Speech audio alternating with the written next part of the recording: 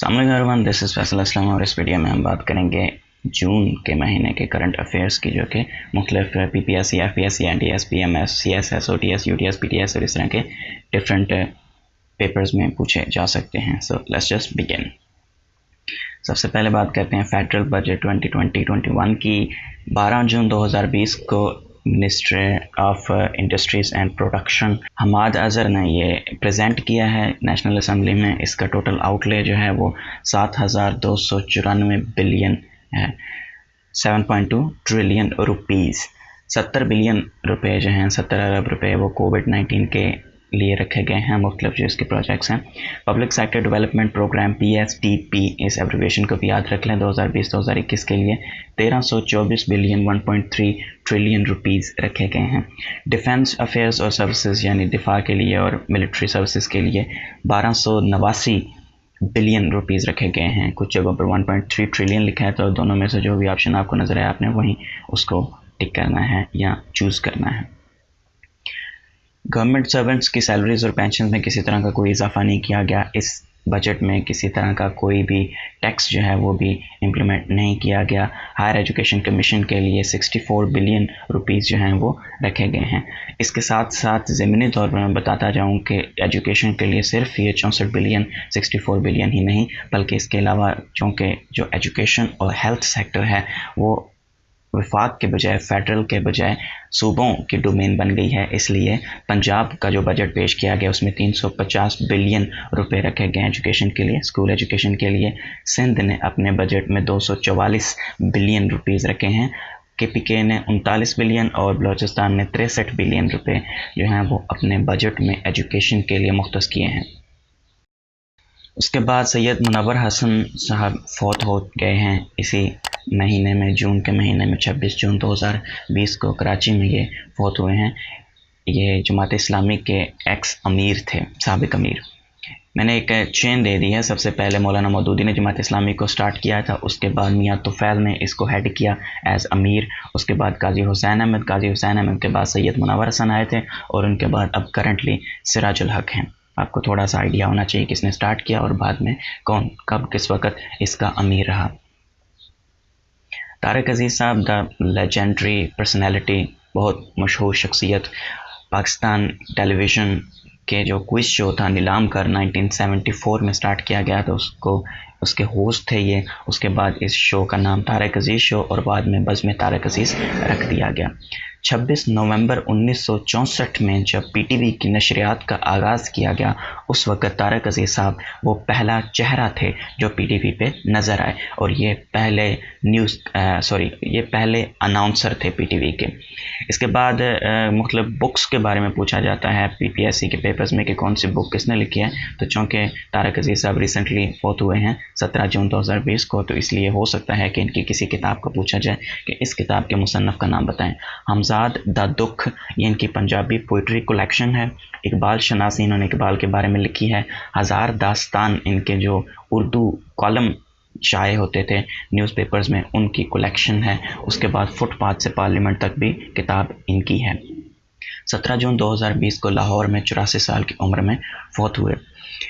इसके अलावा एक और इम्पॉर्टेंट चीज़ ये है कि तारिक अजीज़ की कोई बेटी बेटा नहीं था, तो इसलिए उन्होंने अपनी तमाम जायदाद और जागीर और दौलत जो थी, जो भी इनके पास थी, वो इन्होंने पाकिस्तान के नाम की थी। इन्होंने वसीयत की थी कि मेरी तमाम दौलत जो है वो पाकिस्तान को दे दी जाए। इसके अलावा ये 1997 से 1999 तक, 1997 से 1999 तक नवाज शरीफ की जो असम्बली थी, नवाज शरीफ की जो गवर्नमेंट थी, उसमें मेंबर ऑफ नेशनल असम्बली भी रहे थे नून लीग के ही टिकट पे। 1992 में इनको प्राइड ऑफ परफॉर्मेंस का अवार्ड भी मिल चुका था। 2 फिल्मों में काम किया, इंसानियत और हार गया इंसान। वो मैंने लिखना ज़रूरी नहीं समझा, बस आप सुन लें और याद रख लें अपने तौर पर।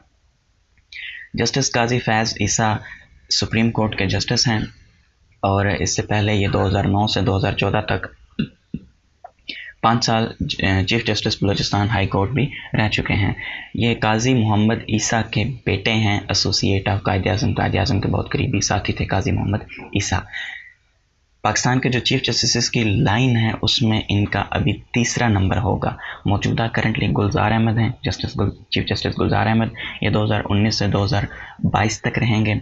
उसके बाद उमर अता बंदियाल आएंगे 2022 से 23, 2 साल रहेंगे तकरीबन। और गुलजार अहमद भी 2 साल रहेंगे, जबकि काजी फायज़ ईसा जो है वो 2023 से 2024 तक 1 साल के लिए रहेंगे। अगर ये चीफ जस्टिस बने तो इन पर किसी तरह का कोई इल्ज़ाम अगर साबित ना हो सका तब। गवर्नमेंट ने लास्ट ईयर मई में इन पर इल्ज़ाम लगाया था कि इन्होंने 3 प्रॉपर्टीज़ लंदन में एक्वायर की हैं अपनी बीवी और अपने बच्चों के नाम पर 2011 से 2015 के बीच में।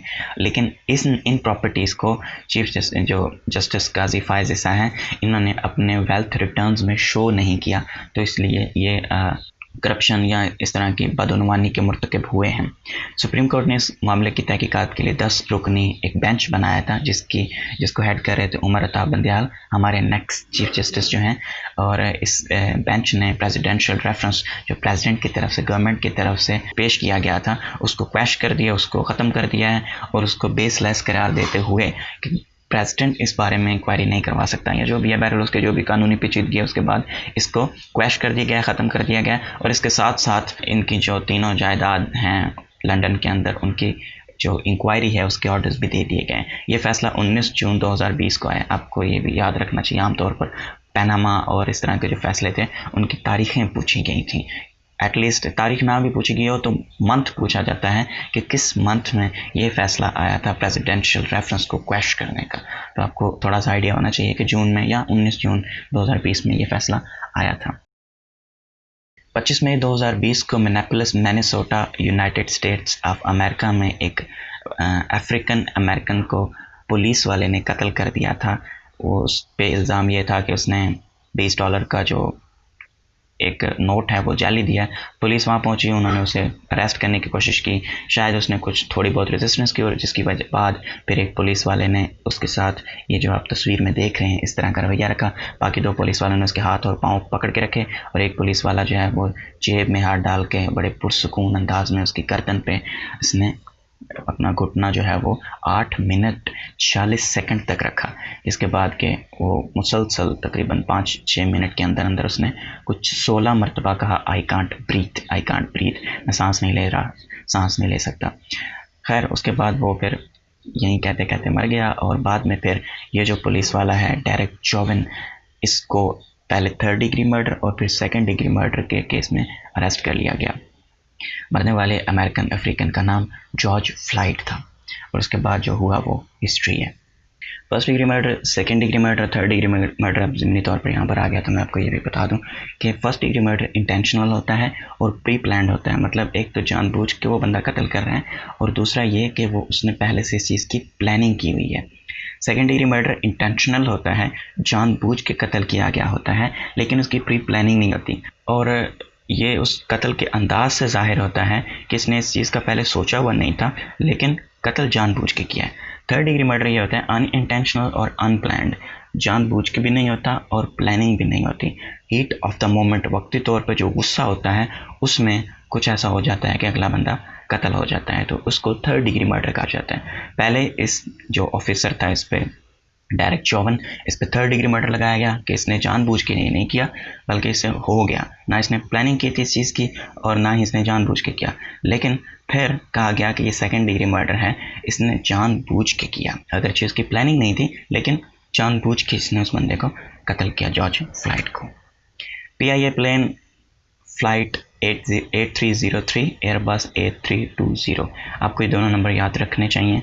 फ्लाइट का नंबर क्या था 8303 और प्लेन का नाम क्या था एयरबस A320। ये वो बदकिस्मत प्लेन है जो कि कराची में गिर गया था और इसके जो पैसेंजर्स थे वो तकरीबन सारे मर गए थे। अल्लामा इकबाल इंटरनेशनल एयरपोर्ट लाहौर से ये जिन्ना इंटरनेशनल एयरपोर्ट कराची की तरफ प्रवास कर रहा था। ये वाक़या 22 मई 2020 को कराची के जिन्ना इंटरनेशनल एयरपोर्ट के साथ मौजूद मॉडल कॉलोनी में पेश आया। 91 पैसेंजर्स थे और 8 क्रू के मेंबर्स थे, एयर होस्टेसेस और पायलट्स दोनों। 2 पैसेंजर सिर्फ बच सके ज़िंदा और बाकी सारे जो हैं वो मर गए इस अलमनाक हादसे के दौरान। 8 लोग जो ज़मीन पर मौजूद थे जहाँ पर ये तैयारा गिरा उन घरों में मौजूद थे और 8 लोग ज़ख्मी हुए, जिनमें से एक जो है बाद में ज़ख्मों की ताब ना लाते हुए मर गया, फौत हो गया। इस प्लेन को कैप्टन सज्जाद गुल पायलट कर रहे थे और फर्स्ट ऑफिसर साथ में उस्मान आज़म थे। 22 जून 2020 को जो रिपोर्ट पब्लिश की गई है उसमें एयर ट्रैफिक कंट्रोलर और पायलट दोनों को जिम्मेदार ठहराया गया है इस हादसे का। इस रिपोर्ट में कहा गया है कि कैप्टन ओवर कॉन्फिडेंट था और पायलट और फर्स्ट ऑफिसर जो हैं वो पूरे सफ़र के दौरान कोरोना वायरस के बारे में बातचीत कर रहे थे। प्लेन जब उतरने लगा था उस वक्त 9,800 फुट की बुलंदी पे था, मतलब उससे कुछ देर पहले, मज़ीद टेक्निकलिटी का मुझे आइडिया नहीं है, और इसको होना चाहिए था 3,000 फुट की बुलंदी पे। और इसी वजह से पायलट को ओवर कॉन्फिडेंट कहा गया, क्योंकि उसने कहा कोई मसला नहीं, कोई टेंशन नहीं, मैं उतार लूँगा, कोई प्रॉब्लम ही नहीं है। लैंडिंग से पहले मुख्तलिफ अलर्ट्स ने उसे वार्न किया कि ओवर स्पीड में जा रहे हैं आप, गियर जो है अनसेफ है, जो नीचे टायर निकले होते हैं, और इसके अलावा ग्राउंड प्रॉक्सिमिटी वार्निंग सिस्टम ने भी उसे वार्न किया, लेकिन उसने वो सारे वार्निंग सिस्टम्स को बंद करके लैंड करवाने की कोशिश की। बगैर लैंडिंग गियर के जो तैयारा है उसने ज़मीन पर रगड़ खाई, इंजन ख़राब हो गए, और इसके बाद उसने अपने उसी ओवर कॉन्फिडेंस में तैयारे को ऊपर उठा लिया। ऊपर उठा के उसने ये समझा कि अब मैं वापस दोबारा लेके आऊँगा तो फिर सक्सेसफुल लैंडिंग हो जाएगी, लेकिन वो फिर सक्सेसफुल लैंडिंग ना हो सकी। पाकिस्तान स्टॉक एक्सचेंज अटैक 29 जून 2020 को आई चंद्रीगढ़ रोड पे पाकिस्तान स्टॉक एक्सचेंज का ऑफिस है कराची में। 4 अटैकर्स जो थे बलोचिस्तान लिबरेशन आर्मी के, उनको 8 मिनट से भी कम वक्त में मार गिराया गया। इस जो महाज आ रही थी इसमें 3 सिक्योरिटी गार्ड्स और 1 पुलिस सब इंस्पेक्टर की शहादत हुई। DG ranger Sindh major general Umar Bukhari ने इसकी ब्रीफिंग दी, तो आपको इसका भी थोड़ा बहुत आइडिया होना चाहिए कि उस वक्त DG ranger Sindh major general Umar Bukhari इस वक्त वहाँ के डीजी रेंजर्स हैं। BLA की जो मजीद ब्रिगेड है उन्होंने रिस्पॉन्सिबिलिटी क्लेम की है इस अटैक की एक ट्विटर अकाउंट के through. Next, Nigar Johar first lieutenant general हैं पाकिस्तान आर्मी की, फ़ीमेल लेफ्टिनेंट जनरल, और ये फर्स्ट फीमेल सर्जन जनरल भी हैं पाकिस्तान आर्मी में। Lieutenant general Nigar Johar is a 3 star general in Pakistan army currently. इनका ताल्लुक सवाबी से है, KPK से। एक डॉक्टर होने के साथ साथ एक बहुत कमाल की शूटर भी हैं। She belongs to Pakistan army medical core.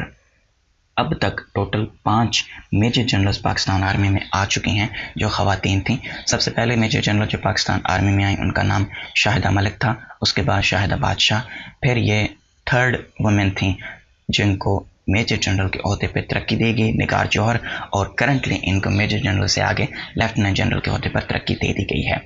इनके बाद मेजर जनरल के ओहदे पे शहला बकाई आई और फिर अबीरा चौधरी। ये टोटल 5 ख़वातीन हैं जो अब तक पाकिस्तान आर्मी में मेजर जनरल के ओहदे पर रह चुकी हैं। बाकी चारों जो हैं वो रिटायर हो चुकी हैं और इनको आगे प्रमोट किया गया है लेफ्टिनेंट जनरल के ओहदे पे। सारी के सारी इन 5 ख़वातीन का ताल्लुक मेडिकल कोर से है। प्रेसिडेंट ऑफ सिक्योरिटी काउंसिल के 15 मेंबर होते हैं, पहले भी कई दफ़ा बता चुका हूँ। 5 परमानेंट होते हैं और 10 नॉन परमानेंट होते हैं। ये जो 10 नॉन परमानेंट होते हैं इनको 2 साल के लिए इलेक्ट किया जाता है और पाकिस्तानी जो सेनेट है उसकी तरफ पे आधे 5 जो हैं वो 1 साल, हर साल जो है इलेक्शन होते हैं और 5 मेंबर जो हैं वो रिटायर हो जाते हैं, just like Pakistani senate. Presidency जो है सिक्योरिटी काउंसिल की वो रोटेट करती है टोटल 15 मेंबर्स के बीच में हर मंथली। पाकिस्तान जनवरी 2013 में, रिसेंटली अगर बात की जाए, जनवरी 2013 में पाकिस्तान सिक्योरिटी काउंसिल का प्रेसिडेंट रह चुका है, जिसकी प्रेसिडेंसी की थी मसूद खान पाकिस्तान की तरफ से, और दूसरी दफ़ा हिना रब्बानी खान साहिबा ने। ओवरऑल अब तक पाकिस्तान सिक्योरिटी काउंसिल का 11 दफ़ा प्रेसिडेंट रह चुका है। India will be president in August 2021। Previously India 10 दफ़ा प्रेसिडेंट रह चुका है।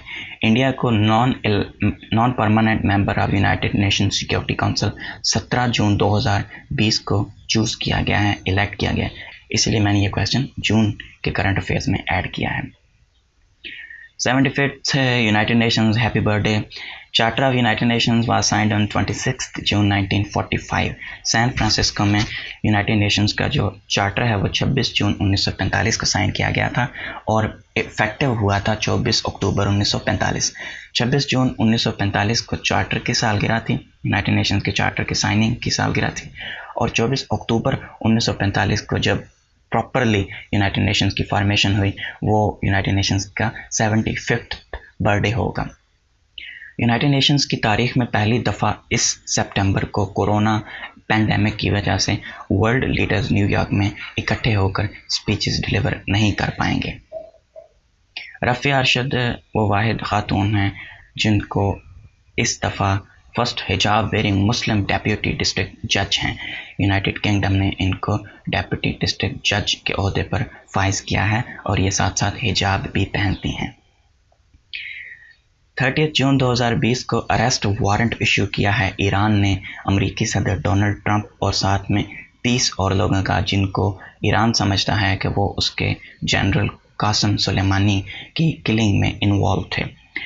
जनरल कासिम सुलेमानी को एक अटैक में बगदाद में 3 जनवरी को कत्ल कर दिया गया था, जिसके बाद के ईरान इस पर काफ़ी फ्यूरियस था और ईरान ने डोनाल्ड ट्रंप और 30 दूसरे लोगों को उनके खिलाफ अरेस्ट वारंट इशू करके इंटरपोल से हेल्प भी मांगी है कि वो उसे गिरफ्तार करके ईरान को दें, जबकि इंटरपोल ने इस तरह की किसी भी हेल्प करने से इनकार कर दिया है।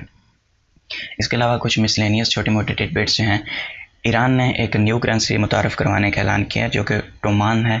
तोमान 10,000 रियाल के इक्वल होगी। इससे पहले भी तोमान ईरान में चल रहा था जो कि 10 रियाल के बराबर था और अब इसी तोमान को 10,000 रियाल के बराबर करार दे दिया गया है, जबकि माजी बईद में 10 दिनार के इक्वल होता था एक तोमान।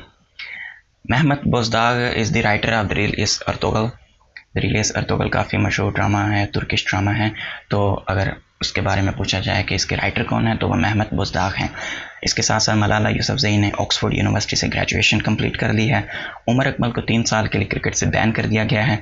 आसम सलीम बाजवा सर को special assistant to prime minister on information broadcasting and heritage appoint कर दिया गया है। इससे पहले बाजवा सर जो हैं, आसम सलीम बाजवा सर, वो DG CPAC अथॉरिटी भी हैं। ये x lieutenant general in Pakistan army हैं और एक्स कमांडर सदर्न कमांड हैं। इसके साथ साथ ये DG ISPR भी रह चुके हैं। इनके साथ साथ जो मिनिस्टर ऑफ इंफॉर्मेशन अपॉइंट किया गया है वो अहमद फराज के बेटे शिबली फराज हैं। राहुल देव पाकिस्तान एयरफोर्स का पहला हिंदू जनरल ड्यूटी पायलट है जिसका ताल्लुक सिंध से है। इम्पॉर्टेंट चीज़ जो है वो ये है कि ये एक हिंदू हैं और पहली दफ़ा एक हिंदू जो हैं वो पाकिस्तान एयरफोर्स में एज अ पायलट भर्ती हुए हैं। Eric Yuan is the founder of Zoom app. आजकल जूम ऐप का काफ़ी चर्चा है, बहुत मशहूर है। मतलब जो टीचर्स यूज़ कर रहे हैं, यूनिवर्सिटीज़ यूज़ कर रही हैं, स्कूल्स यूज़ कर रहे हैं और ये कॉन्फ्रेंसिंग ऐप है। तो इसके जो फाउंडर हैं वो एरिक युआन हैं। जून 21 लॉन्गेस्ट डे था नॉर्दर्न हेमिस्फीयर में जहाँ पे हम रहते हैं और शॉर्टेस्ट नाइट थी। इसके साथ साथ 21 दिसंबर जो है वो शॉर्टेस्ट डे होता है नॉर्दर्न हेमिस्फीयर में। Journalism without fear our favour, ये थीम था इस दफ़ा का इंटरनेशनल प्रेस फ्रीडम डे के मौके पे। जो प्रेस के लिए स्लोगन या थीम दिया गया था वो यही था, journalism without fear our favour. 3 मई को इंटरनेशनल प्रेस फ्रीडम डे मनाया गया। 2023 का ICC men's cricket world cup India में मुनक्कद किया जाएगा। 2019 का जो क्रिकेट वर्ल्ड कप था वो इंग्लैंड में हुआ था और इंग्लैंड ही चैम्पियन है फर्स्ट टाइम। इस दफ़ा पहली दफ़ा इंग्लैंड जो है वो वर्ल्ड कप चैम्पियन बने हैं। Thank you so much for watching, that was all for this video. In June के करंट अफेयर्स इतने ही थे। मिलते हैं फिर किसी नेक्स्ट वीडियो में, हमारे साथ रहिए।